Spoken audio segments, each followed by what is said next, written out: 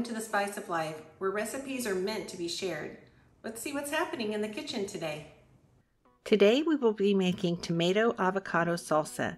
It's a fresh and tangy garden fresh salsa recipe with smooth and flavorful avocado added in as a perfect sidekick. It's like having the benefit of both guacamole and salsa in one. Let's get started.